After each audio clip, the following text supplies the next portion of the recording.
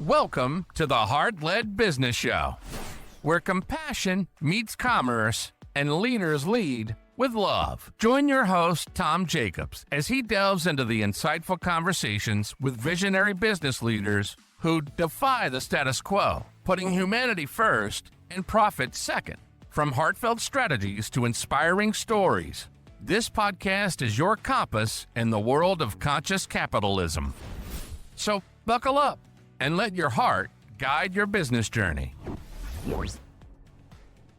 Hello, hearty listeners. Brace for the brain buff. Please cheer for Dr. Sera Lavelle, the lady behind New York Health Hypnosis, Soho Integrative EMDR, and Be a Better Eating, stitching seamless healthcare services, the tightrope walking between brain bites and belly banquets for healthier habits. She is an epitome of health-led hustle. Don't miss Sera on the Heart-Led Business Show, where we'll unbox her entrepreneurial odyssey. Buckle up, buttercups. It's going to be a fascinating feast of fun facts. Dr. Sera, welcome to the show. Thank you so much for having me. It's quite an introduction. I love it. I may have to use that again. I can send it over to you. It's quite a tongue twister, though. I know, but you did well. I'm impressed. So I always like to ask guests the first question, which is, what's your definition of a heart-led business? It's a really good question, right? I think maybe I don't even have a definition as much as I have a feeling about it. It's like when you're functioning in a way that aligns with your heart, you feel like obstacles are removed and you feel like everything's in sync. When you feel like somebody's pushing you or you've somehow gotten out of line with your own moral compass, like you feel that anxiety and you also almost notice that things just aren't working in your business because it's not aligning with where you want to be. And sometimes that's because somebody's pushed you in a direction you don't want to go and you're like trying to trust their advice, but you know all along, like that's not quite right. Sometimes it's that you're like trying to try something new, but it just doesn't feel right. I think in this heart-led business, if I really think about it, it's when you really feel like most of the decisions you've made have been gathering information to make it knowledgeable, but after that, really trusting your gut. And then maybe taking the time to see if your gut is reflecting, is my gut aligned with my personal values? I love that, especially the part where you talk about the obstacles being removed. Because up here as well, that because we aren't aligned with our heart. And so we put up those roadblocks. I know I've spent 12 years in corporate hell and it was totally not aligned who I was until I started on this business. And sometimes you sit there and think through that with jobs, right?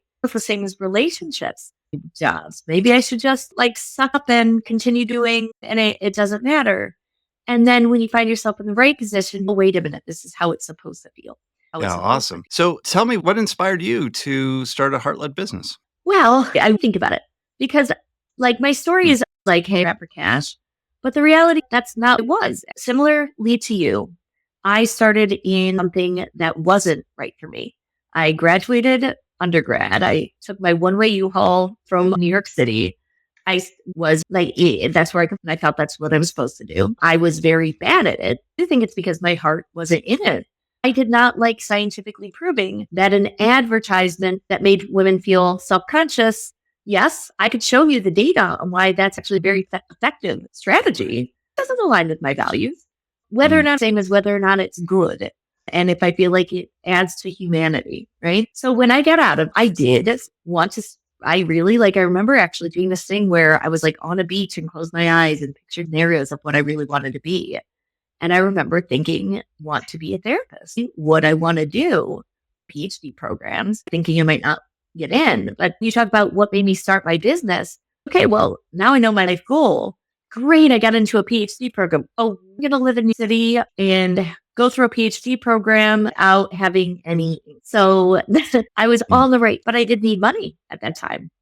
I'm very fascinated with the idea of meditation and how meditation and therapy. I also, even though I was very happy to get a very clinical, clear-cut education, I wanted something where I wasn't just medicating people. Not that I'm against medication, but we could do things more holistically. And so I decided to start a hypnotherapy practice alongside getting my PhD because it was something that I was passionate about. It was a way that I would support myself throughout my PhD. So then by the time I was done with my formal education, I already had a full practice. And then I could change from doing hypnosis for things like weight loss, smoking cessation, things like that, to clinically diagnosable disorders. I started that practice. I just went out on a limb, following my heart in terms of like full alternative. So what roadblocks did you have to overcome to follow your heart and start that business? So long ago that I started that business, right? And I started that business, but since then we've merged. I've grown it to two separate therapy practices, both of Mhm. which I'm very passionate about. Now I'm launching an app, but a big struggle was finding time.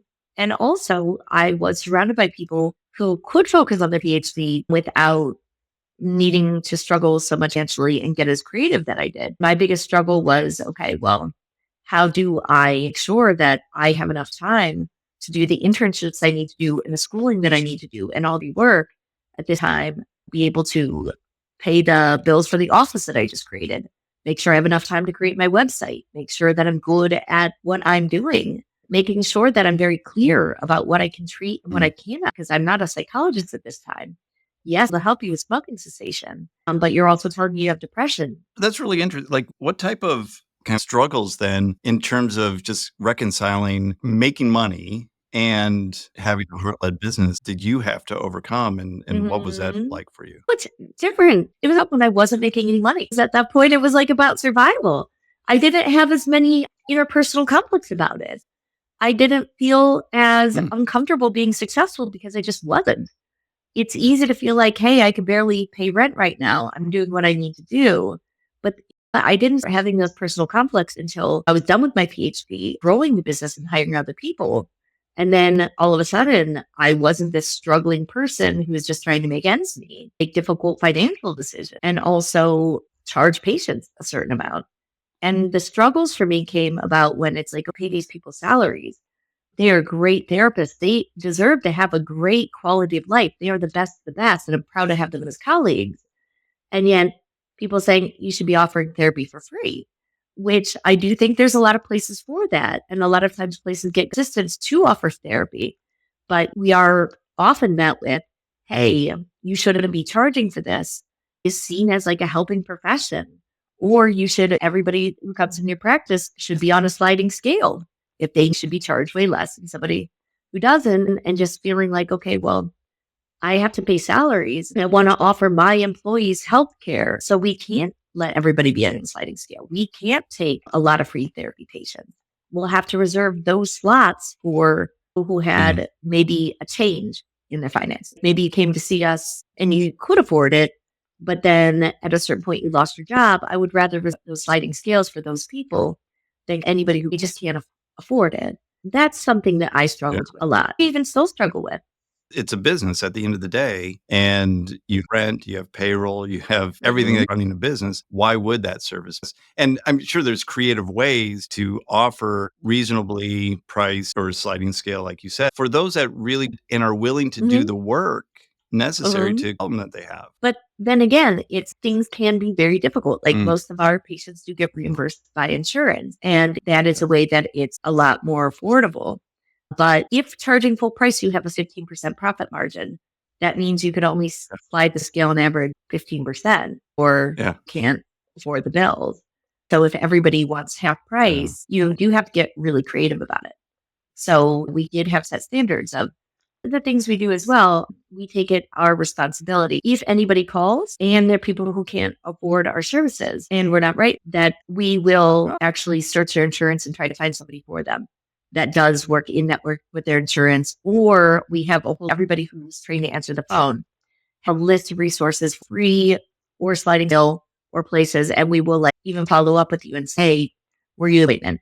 Or try to pull some strings for them to find a place that might get the government funding to offset. That's such a struggle. And do you find that people who don't pay for therapy or pay for any type of health and wealth, just self Mhm. improvement, don't tend to put as much effort into it? That's definitely the case. I've worked in a variety of settings where it's emotional as well, like non-identifiable information. But during my training, I worked with a person who, because he's working in the clinic through the school, $5 for each session, and would say things like, you shouldn't charge me that $5. Say, why? Well, you're in a helping profession. And I'm like, first of all, I don't get this $5 anyways. The school gets it. But we ended up getting into a place that he kind of felt like the sliding scale. Hmm. Like if I charged him, it didn't mean that I actually liked him.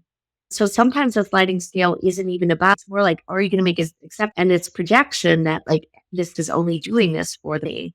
But then it's also, you'll definitely, as soon as you give a sliding scale. Oh, that's true. And sometimes people build things up in their mind, like if we're sliding, it's like trying to hold on to them and they actually become suspicious of us, right? Like that we're trying to keep them in therapy. Now, again, that's very different than somebody's like, we've been working together for a while and a change in my finances.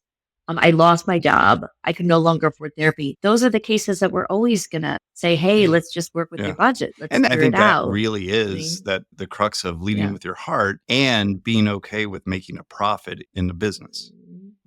Yeah. I don't know if that feeling of guilt ever really goes away, because it's like you all live in the illusion of like that maybe somehow they're to give therapy for free, like do whatever you're doing for free.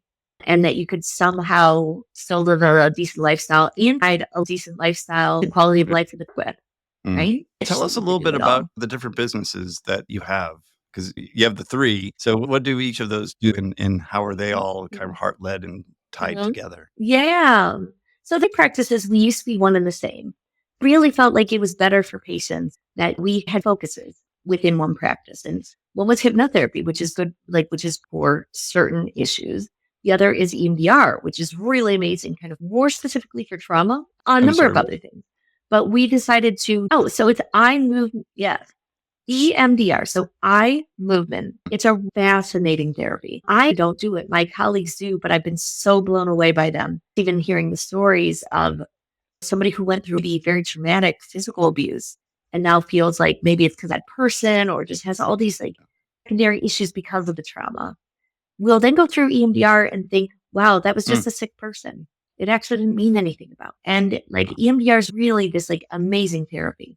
So what we did is we divided in two separate practices. That way we can become more specialized. Not just that, like we pride ourselves on, like regardless branches of the practice, is we don't pretend to be jack of all trade therapists. You can't be.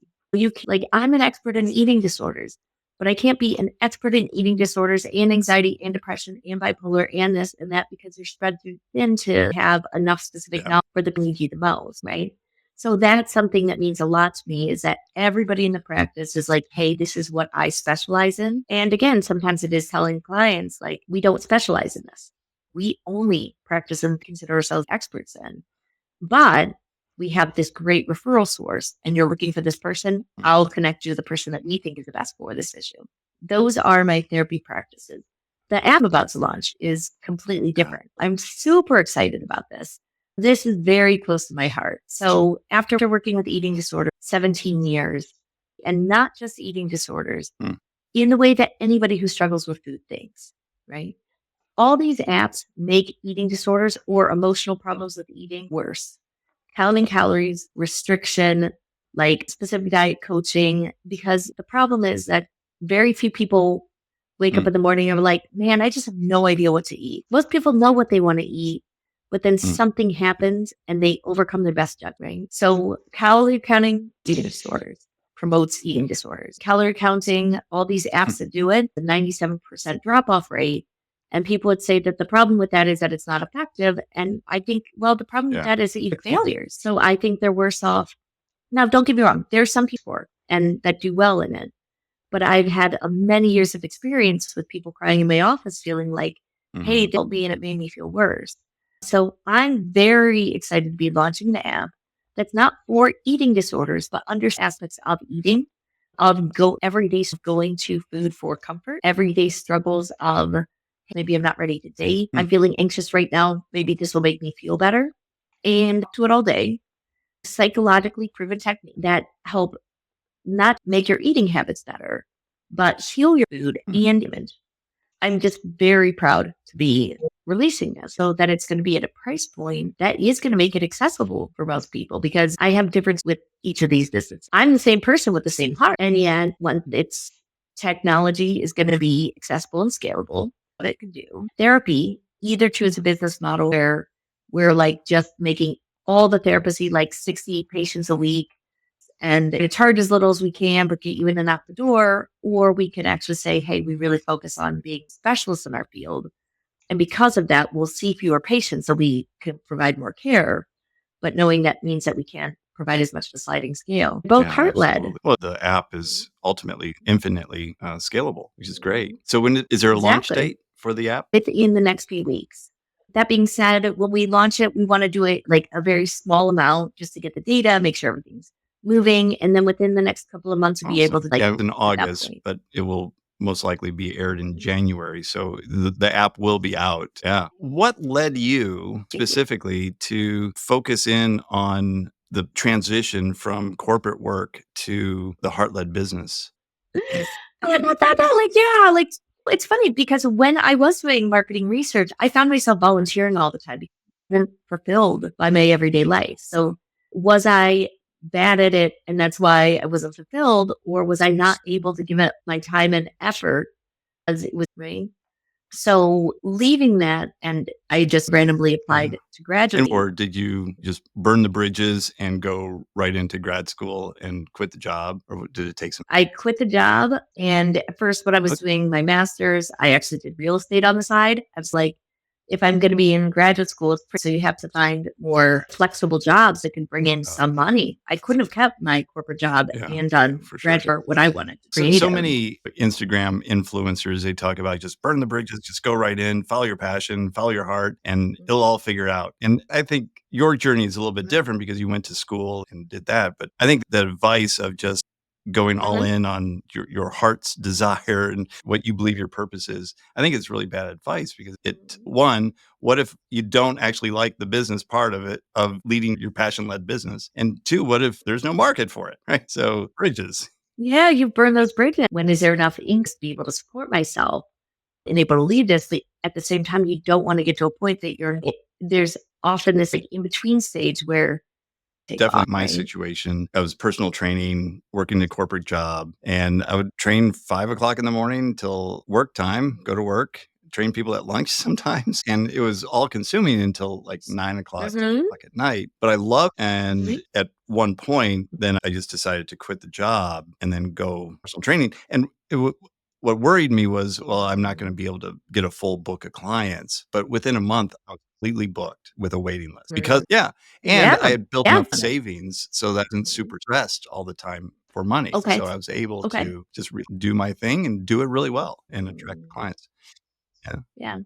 I also think just like every heart-led, we do live in a lot of people are living paycheck to paycheck, and it's like they already have to work through to make ends meet, right? So it is a difficult for a lot of people. So sometimes it's not making enough, or like I think a lot of people have kids. It's also a harder time because you're like, hey, me, I could like sleep in a hammock and I can just do this. But then you have children, you're like, okay, well, I probably do want to provide them some stability. I want to provide, right? So there's your life that you might need that. Space. Sera, it's been such a great conversation and what a journey that you've had yourself. And I really appreciate you sharing all that with our listeners. How can people get a hold of you or learn more about you and the app? People could always email me. I'm easily found on LinkedIn. Sometimes we want to connect that way. Through my practice, you could always email me at Sera@NewYorkHealthHypnosis.com, Sera@BeABetterEating. But I'd love to connect a lot of people for a lot of different reasons. If people are interested in their practices specifically, I would say call the office. We offer free patients where we really walk through if we're right for you, if you're right for us, and match you with the person that we think would be the best in the practice. And time to do that, and it's complimentary. And as I mentioned, if we're not, we will navigate you regardless. That's awesome. And that really is heart-led. And still, you're able to make a profit as well. Give that free session, learn if it's a good fit. If it's not, refer out. It is. Then you work together. That's awesome. Well, thank you again so much for being on the show and sharing your wisdom and sharing your time with us. I truly appreciate it. And I know our listeners appreciate it as well. Really enjoyed it. I really find it an honor to be on the show. Thank you so much for checking out the show today. And make sure that you're checking out everything Dr. Sera is doing. Just look in our show notes. We're going to link all of that up into the show notes. So make sure you're checking that out and do what other smart and considerate listeners are doing and share the show with a friend that could use the advice shared on the show today. And until next time, lead with your heart. You've been listening to the Heart-Led Business Show, hosted by Tom Jacobs. Join us next time for another inspiring journey into the heart of business.